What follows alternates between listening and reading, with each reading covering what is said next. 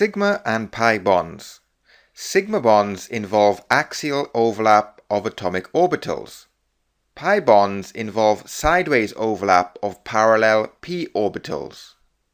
So in this diagram here, you can see the sigma bond, which is axial overlap of atomic orbitals between the two nuclei of the carbon atoms, and we have the pi bond, which is the sideways overlap of parallel p orbitals.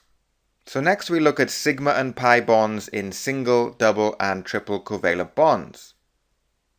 Single covalent bonds consist of one sigma bond. Double covalent bonds consist of one sigma and one pi bond. Triple covalent bonds consist of one sigma and two pi bonds. So we look at some examples. Here we have the molecule ethane, and we're talking about the bonding between the two carbon atoms. So it's a single covalent bond between the two carbon atoms, so that's one sigma bond.